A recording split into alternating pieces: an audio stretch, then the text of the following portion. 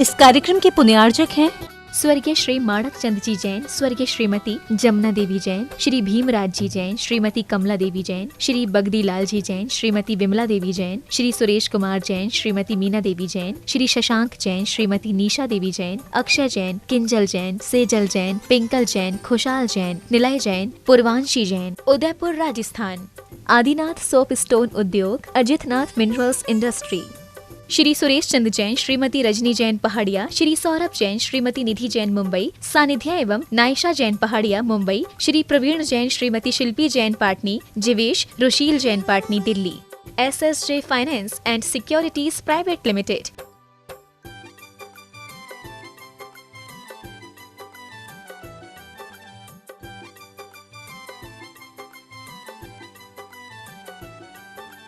श्री सुरेश कुमार अजमेरा, श्रीमती विनोद अजमेरा नई दिल्ली, श्री नितिन अजमेरा, श्रीमती शेफाली अजमेरा, गौरव अजमेरा न्यूयॉर्क USA, श्री आशीष अजमेरा, श्रीमती ऋतु अजमेरा, राहुल अजमेरा, सुनिधि अजमेरा न्यूयॉर्क USA।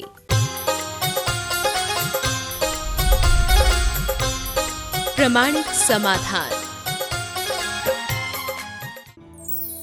नमोस्तु गुरुवर, आहार चर्या के लिए मुनिराज विधि लेकर क्यों निकलते हैं? देखो, ये हमारी एक तपस्या है। हमारे 12 तपों में एक तप होता है वृत्ति परिसंख्यान। और वृत्ति परिसंख्यान हम लोग इसलिए लेते हैं कि आज हमारे पुण्य की परीक्षा है। आहार होना होगा तो हो जाएगा, और किसके यहाँ हम जाएं किसके यहाँ न जाएं, विकल्प से बचने के लिए लेते हैं। मिल गया तो ठीक, ना मिला तो ठीक, वो तो हमारी चर्या है। श्रावकों को तकलीफ तभी तक होती है जब तक उनको ज्ञान नहीं होता। जिस दिन उन्हें ज्ञान हो जाता है उस दिन तकलीफ नहीं होती। उन्हें तो इस बात का आनंद होता है कि ये हम गुरु की तपस्या में सहायक बन रहे हैं। नमोस्तु गुरुवर, हम दर्पण में मुख देखते हैं लेकिन उसमें मुख होता नहीं। ऐसे ही संसार में सुख देखते हैं लेकिन सुख होता नहीं। गुरुदेव, ऐसा जानते हुए भी लोग इसे आत्मसात क्यों नहीं कर पाते? दर्पण में मुख देखते हैं, मुख होता नहीं। संसार में सुख दिखता है, सुख होता नहीं। आपने पूछा है कि ऐसा लोग जानते हैं फिर भी आत्मसात नहीं कर पाते, इसकी मूल वजह क्या है? हमारे जन्म जन्मांतरों की जिस तरह की धारणाएं बनी हुई हैं, उस धारणा के कारण ऐसा होता है। एक प्रकार की भ्रांति है। जैसे जिस व्यक्ति ने जीवन में कभी दर्पण को देखा नहीं, उसे दर्पण में कोई प्रतिबिंब दिखे, पहली बार दर्पण देखने वाला यही मानता है कि ये प्रतिबिंब इसी में है। लेकिन जिसे दर्पण का अच्छे तरीके से अनुभव है, वो जानता है कि भैया ये प्रतिबिंब दिख रहा है नहीं, ये केवल प्रतिबिंब है, ये झलक है, यथार्थ नहीं है। ये झलक है, ये यथार्थ नहीं है, ये ठीक नहीं। इसी तरह संसार में जिसको अंदर के सुख का पता नहीं है, वो संसार में ही सुख मान रहा है। उसने अभी अंदर के सुख का दर्शन नहीं किया। जिस दिन एक अपने भीतर के सुख के अनुभव का एहसास होगा, उसी दिन उसकी दिशा बदल जाएगी और वो कहेगा संसार में सुख दिखता है पर होता नहीं। नमोस्तु गुरुवर, जब तक हमारा सामना सबसे बड़ी कमजोरी से नहीं होता तब तक हमें हमारी सबसे बड़ी ताकत का भी पता नहीं चलता। तो गुरुदेव, हम अपनी छोटी छोटी कमजोरी और ताकत को कैसे पहचानें? बहुत अच्छा वाक्य है। जब तक आपका सामना आपकी सबसे बड़ी कमजोरी से नहीं होता तब तक आपको अपनी सबसे बड़ी ताकत का एहसास नहीं होता। पूछा है कि हम अपनी बड़ी कमजोरी और ताकत का पता कैसे लगाएं? व्यक्ति को चाहिए कि नित्य अपना अंतर विश्लेषण करे और सुबह से शाम तक की अपनी जो दिनचर्या और विचारधारा उसका अंतर विश्लेषण करके देखे कि इसमें मेरी कौन कौन सी कमजोरी रही है और उस कमजोरी को निराकरण का रास्ता कहाँ। हम सेल्फ एनालिसिस के बल पर ही अपनी दुर्बलताओं को पहचान पाएंगे, और जब दुर्बलता पहचानेंगे तभी हमें अपनी ताकत का एहसास होगा। जीवन में बहुत सारी ऐसी स्थितियां आती है जब हमारे सामने विषम स्थितियां निर्मित होती है, लेकिन उसी क्षण उसके समाधान का रास्ता भी प्रकट हो जाता है। यही रास्ता हमें बल प्रदान करता है और हम उन स्थितियों से निपटने में समर्थ हो सकते हैं। नमोस्तु गुरुवर। माँ के देहांत के बाद एक बेटी होने के नाते परिवार के प्रति मेरा क्या दायित्व होना चाहिए? संसार के संयोग किसी के अधीन नहीं है, बनते हैं, बदलते रहते हैं। जो होना था सो हो गया। अब ऐसी विषम पारिवारिक स्थिति में आपको बहुत धैर्य, विवेक, संयम और समझदारी से काम लेने की जरूरत है। जहाँ तक एक बेटी के दायित्व का सवाल है, इस समय आपको अपने पिता और छोटी बहन का ख्याल रखते हुए अपनी भावी जीवन की रूपरेखा तय करनी चाहिए और अपने भविष्य संबंधी जो भी निर्णय है इन सबको ध्यान में रखते हुए करना चाहिए ताकि हमारा उभय हित पूर्ण हो सके। नमोस्तु गुरुवर। व्यक्ति अपनी योग्यता के अनुरूप धन व पद प्रतिष्ठा प्राप्त कर लेता है, परंतु मानवता के सर्वोत्तम गुण सरलता को नहीं। ऐसा क्यों? और क्या संसार में सरल बनना सबसे कठिन काम है? बिल्कुल सही बात है। धन कमाना, प्रसिद्धि पाना, प्रभाव पाना ये बड़ा सरल है, लेकिन जीवन को सरल बनाना बड़ा कठिन है। एक बात ध्यान रखना, भौतिक उपलब्धियां सहज है, आध्यात्मिक या आंतरिक उपलब्धि बड़ी जटिल है। सरलता अंदर से प्रकट होती है, संपन्नता बाहर से। संपन्नता भौतिक उपलब्धि है और सरलता एक आंतरिक गुण। तो अंदर के गुण तभी विकसित होंगे जब हम अपने जीवन के गुणात्मक परिवर्तन के मार्ग में लगेंगे। और जीवन का गुणात्मक परिवर्तन एक साधना है। वो साधना जिसके जीवन में घटती है वे ही ऐसा कर पाते हैं। इसलिए बिल्कुल सही बात है, सरलता की बात कहना और सुनना सरल है, पर सरलता को हृदय में उद्घाटित करना सामान्य जनों के लिए बड़ी कठिन। लेकिन जिसने अपने भीतर के ईगो को हटा दिया उसके लिए बहुत सरल है। जिस दिन हम अपने अहंकार को हटा देंगे, जीवन में सरलता सहज प्रकट होगी। नमोस्तु गुरुवर। जब अपरिग्रह ही वीतरागता का आधार है, तो फिर मंदिरों के निर्माण में अधिकाधिक धन व्यय कर इन्हें इतना भव्य क्यों बनाया जाता है? अपरिग्रह वीतरागता का आधार है, इसमें कोई संशय नहीं। आपने पूछा है अपरिग्रह जब वीतरागता का आधार है तो मंदिरों में इतना धन लगाने की क्या जरूरत? देखिए, मंदिरों में जो धन लगाया जाता है वो परिग्रह के प्रदर्शन के लिए नहीं, परिग्रह के नियोजन के लिए लगाया जाता है।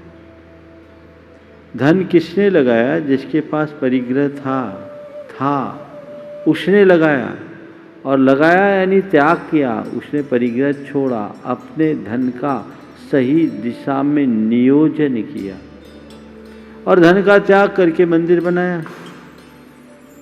धन तो था, कोई ना कोई उपयोग करना था, मंदिर बनाया। और वहाँ जाकर ये लगता है कि देखो जीवन का सार तत्व यही है। परिग्रह तो छूटा रहता है, लेकिन जो अपरिग्रह का आदर्श है वही हमारे जीवन में साथ जाता है। अब आप ये सवाल कर सकते हैं कि धन लगाना था तो मंदिर में ही क्यों लगाया, कहीं और भी लगा दिए होते हैं। तो मंदिर में भी लगाया है तो उससे तो लोगों को लाभ ही हुआ है, कईयों को रोजगार मिला है और लाभ हुआ है। कोई एक निमित्त तो चाहिए। और ऐसे कार्य में धन लगाया जहां आकर के व्यक्ति केवल पुण्य अर्जित करेगा, पाप नहीं, तो धन लगाने वाले को भी उसका लाभ होता है। तो अच्छे कार्य में अपने धन का नियोजन करना ही धन का सही उपयोग है। धन का संग्रह तो होगा, लेकिन उसके प्रति आसक्ति या मूर्छा भाव कम से कम तर होना चाहिए। यदि तुम्हारे पास धन का संग्रह है तो उसका सदुपयोग करना सीखो। इसी उद्देश्य से मंदिर बनाए जाते हैं, लोगों को प्रेरणा मिल सके और जीवन को आगे बढ़ा सके। इसे इस दृष्टिकोण से देखना चाहिए। तो मंदिर में लगने वाला धन परिग्रह का प्रदर्शन नहीं, धन का सही नियोजन है। हमें ये समझना चाहिए। नमोस्तु गुरुवर, विश्वासघाती के प्रति हमारी क्या सोच होनी चाहिए? देखिए, जो बार बार विश्वास तोड़ता है वो विश्वास करने लायक नहीं होता। ऐसे व्यक्ति से घृणा भी मत करिए और ऐसे व्यक्ति को गले भी मत लगाइए। ऐसे लोगों से सुरक्षित दूरी बना करके चलना चाहिए, क्योंकि ये व्यक्ति कभी भी किसी भी स्थिति में हमें नुकसान पहुंचा सकता है, हमारे लिए घातक सिद्ध हो सकता है। इसलिए एक प्रकार की जागरूकता अपने मन में होनी चाहिए। आपको जब दिख रहा है कि सामने वाला व्यक्ति बार बार विश्वास तोड़ रहा है, तो इस अनुभव का लाभ लेना चाहिए। आप उससे अपनी निकटता न रखिए, उसके प्रति तटस्थ हो जाइए, और यदि उसके साथ रहना आपकी मजबूरी भी है तो एक सुरक्षित दूरी बना के रहिए, तभी आप सलामत रह पाएंगे। नमोस्तु गुरुवर, सम्यक दर्शन का यथार्थ स्वरूप क्या है? देखिए, सम्यक दर्शन के बाहरी रूप को समझना बहुत सरल है, पर उसके वास्तविक स्वरूप को बहुत कम लोग पहचान पाते हैं। सम्यक दर्शन की प्राप्ति का मतलब है सही दृष्टि की प्राप्ति, और सही दृष्टि की उपलब्धि का मतलब है आत्मदृष्टि की प्राप्ति। हमारे मन में ये बात अच्छे से बैठे, हमारी दृष्टि में ये बात उतरे कि मैं आत्मा हूँ और मेरी आत्मा से भिन्न एक परमाणु भी मेरा नहीं है, ये शरीर भी मैं नहीं हूँ, मैं शुद्ध जानने और देखने वाला ज्ञाता दृष्टा विशुद्ध आत्मा हूँ। अंतरंग में उत्पन्न होने वाली इस श्रद्धा या दृष्टि का नाम ही सम्यक दर्शन है। जब तक आत्मदृष्टि न हो तब तक सम्यक दर्शन नहीं है। इसे ही दूसरे शब्दों में भेद विज्ञान भी कहा जाता है। शरीर से आत्मा की भिन्नता का ज्ञान भेद विज्ञान कहलाता है। देह अलग है और आत्मा अलग है, और इसकी पुष्टि में चूंकि सच्चे देव शास्त्र गुरु सहायक होते हैं, इसलिए उनकी श्रद्धा को सम्यक दर्शन का बाहरी स्वरूप बता दिया जाता है। लेकिन इतने मात्र से सम्यक दर्शन नहीं होता जब तक हमारे अंदर आत्मदृष्टि प्रकट नहीं होती। क्योंकि जन्म जन्मांतरों से हमारी आत्मा में देह दृष्टि के संस्कार जमे हैं। हमारा चित्त देहात्म बोध से ग्रसित है, इसलिए हमें वो दृष्टि प्रकट नहीं हो पाती। बार बार हमारी बुद्धि देहाश्रित हो जाती है। जब अंतर का ज्ञान प्रकट होता है तभी सच्चा भेद विज्ञान प्रकट होता है, और वही सम्यक दर्शन कहलाता है, जिसके लिए हमें निरंतर शुद्ध आत्मा की भावना और चिंतन करना आवश्यक है। नमोस्तु गुरुवर, यदि कोई अपना ही दोहरे चरित्र वाला हो तो हम ऐसा क्या करें कि निकटता भी समाप्त ना हो और मन की व्याकुलता भी मिट जाए? देखिए, दोहरे चरित्र वाले व्यक्ति की विश्वसनीयता संदिग्ध होती है। हमें ऐसे लोगों पर विश्वास और भरोसा नहीं करना चाहिए। अब रहा सवाल व्यवसाय की बात, तो व्यवसाय हर कोई अपने लाभ के लिए ही करता है, और व्यावसायिक लाभ उठाने का कोई प्रयास करे तो वो कहीं गलत भी नहीं है। लेकिन अनैतिक और अवांछित तरीके से कोई व्यावसायिक हित साधना शुरू करता है तो ऐसे व्यक्ति अच्छे व्यक्ति की श्रेणी में नहीं आते। हमें ऐसे लोगों से सुरक्षित दूरी रखना चाहिए। चूँकि प्रश्नकर्ता की बातों से लगता है कि वो एक टैक्स कंसल्टेंट है, और आजकल टैक्स के जितने कंसल्टेंट होते हैं उनका एक ही काम है, अपने क्लाइंट को जितना बन सके टैक्स बचाने का रास्ता बताएं। हालांकि वो जो रास्ता बताते हैं वो सरकार के प्रावधानों के भीतर ही बताते हैं, वो उसमें से कोई गली निकाल करके बताते हैं। और यदि ऐसा बताते हैं तो उसमें कोई बुराई नहीं है, क्योंकि उन्होंने कोई भी अवैधानिक कृत्य नहीं किया, लेकिन सामने वाले के उल्टे सीधे कृत्यों पर अपने समर्थन का मुहर लगाना, ये भी एक प्रकार का पाप है। हमें आपने जिस तरह के सवाल पूछा है कि व्यवसायिक हित में वो अपने ही हित की बात सोचता है, औरों के हित की बात नहीं सोचता, तो आप समझ लीजिए कि ये व्यक्ति विशुद्धतया मतलबी है और स्वार्थपरता की भावना से ग्रसित है।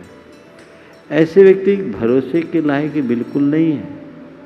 इनसे यदि आपके व्यावसायिक संपर्क हैं तो उसे वहीं तक सीमित रखिए, उससे आगे मत बढ़ने दीजिए।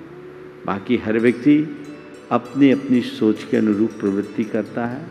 हम दूसरे को नहीं बदल सकते, खुद को संभाल जरूर सकते। नमोस्तु गुरुवर। देश के पुरुषों को घरेलू जिम्मेदारियों के प्रति सजग करने के लिए गृहिणियों का उच्चतम न्यायालय में याचिका लगाना क्या समाज को एक नवीन दिशा प्रदान करेगा? बढ़िया है, महिलाएं पुरुषों से झाड़ू लगवाने की तैयारी में जुटी है, इससे बड़ी बात क्या हो।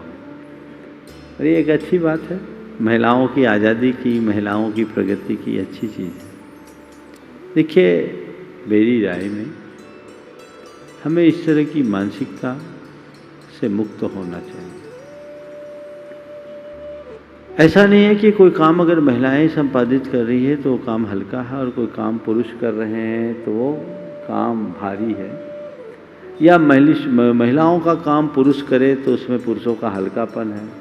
जब पुरुषों का काम महिलाएं कर सकती हैं तो महिलाओं का काम भी पुरुष क्यों न करें। हमारे देश में एक परंपरा रही है कि घर की समस्त आंतरिक व्यवस्थाओं का निर्धारण महिलाओं ने ही किया है, और वो बखूबी इसमें सफल भी रही है, क्योंकि पुरुष बड़े बड़े प्रावधान प्रस्तुत कर सकता है, पर घर की आंतरिक व्यवस्था के संचालन की क्षमता उसके भीतर नहीं होती। महिलाएं घर की संपूर्ण व्यवस्थाओं को अच्छे तरीके से कर लेती हैं, इसलिए महिलाएं करें तो कोई हर्ज नहीं। पर हाँ, अगर इसमें महिलाओं को हीनता महसूस होती है कि ये हम ही क्यों करें, तो भाई अब तो समान अधिकार का युग है। पुरुषों को अपना भविष्य देखते हुए साथ निभाना शुरू कर देना चाहिए। जब कोर्ट में चली गई हैं तब तो एक काम करना चाहिए, महिलाओं को दुकान में बिठाना चाहिए, महिलाओं को दफ्तर में लगाना चाहिए, और पुरुषों को घर का चौका चूल्हा संभाल लेना चाहिए, भोजन भी बनाना चाहिए, झाड़ू बुहारी भी करना चाहिए, कपड़ा भी धोना चाहिए, और बर्तन भी मांज लेना चाहिए। इसमें क्या बुराई है? अपने ही घर का काम है ना, कोई गलत काम कहाँ है। और यदि ऐसा होता है तो कोई जरूरत नहीं है। पर मैं ये कहता हूं, इसके लिए अदालत जाने की क्या जरूरी है? ये तो घर में ही आपसी समझौता हो जाना चाहिए। स्त्री पुरुषों में परस्पर में प्रेम इतना होना चाहिए कि अगर देखे कि घर में पत्नी के हाथ कपड़े फीसते फीसते गल रहे हैं तो एक तरफ रहा, मैं कपड़ा धोता हूं। ये प्रेम है। ये देखने में आए कि झाड़ू लगाने में कमर में दर्द हो रहा है, तुम रेस्ट करो, मैं झाड़ू लगा लेता हूं। और कोरोना में तो घरों में सब ऐसा ही हुआ ही है, क्योंकि सबको काम वाली से मुक्ति पाई नहीं। मेरा आप सबसे एक सलाह है कि कोर्ट और अदालतों की बातें अपनी जगह है, पर परिवार को परिवार की दृष्टि से देखना चाहिए, और परिवार के हर घटक को परिवार का अंग बन करके जीना चाहिए, और जहां जैसी जिसकी जो आवश्यकता है उसको वहां फिट हो जाना चाहिए। दूसरे शब्दों में कहूं तो परिवार के हर सदस्य को हरपन मौला होना चाहिए। जरूरत पड़े तो रोटी भी बना दे और काम पड़े तो झाड़ू भी लगा दे, तो फिर कोई दिक्कत ही नहीं। ये तो स्वयं की सोच है, कानून से ये बदलाव नहीं हो सकता। अब जिस कंपनी के मैनुअल में ये लिखा है, वो क्यों लिखा है मुझे नहीं मालूम, मैंने देखा नहीं उसका प्रसंग क्या है, हालांकि किसी भी कंपनियों को ऐसा लिखना नहीं चाहिए, और लिखा होगा तो बवाल तो मचा ही होगा, और निश्चित उन्हें अपने मैनुअल को चेंज करने के लिए बाध्य होना पड़ेगा। पर ये बाहर की व्यवस्था है। हम सब बहुत ही सकारात्मक दृष्टि लेकर के चले और परिवार को एक अभिन्न अंग बनाए, हर कोई एक दूसरे के पूरक और प्रेरक बन करके चले।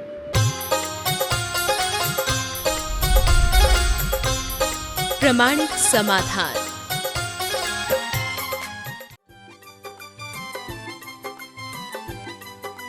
इस कार्यक्रम के पुण्यार्जक थे स्वर्गीय श्री माणक चंद जी जैन, स्वर्गीय श्रीमती जमुना देवी जैन, श्री भीमराज जी जैन, श्रीमती कमला देवी जैन, श्री बगदी लाल जी जैन, श्रीमती विमला देवी जैन, श्री सुरेश कुमार जैन, श्रीमती मीना देवी जैन, श्री शशांक जैन, श्रीमती निशा देवी जैन, अक्षय जैन, किंजल जैन, सेजल जैन, पिंकल जैन, खुशाल जैन, निलय जैन, पूर्वांशी जैन, उदयपुर राजस्थान।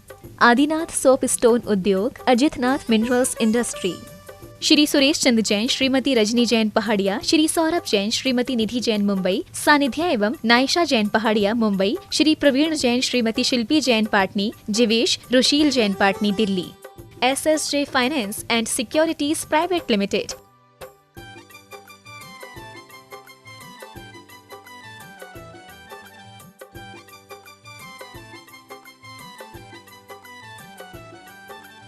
श्री सुरेश कुमार अजमेरा, श्रीमती विनोद अजमेरा नई दिल्ली, श्री नितिन अजमेरा, श्रीमती शेफाली अजमेरा, गौरव अजमेरा न्यूयॉर्क USA, श्री आशीष अजमेरा, श्रीमती ऋतु अजमेरा, राहुल अजमेरा, सुनिधि अजमेरा न्यूयॉर्क USA।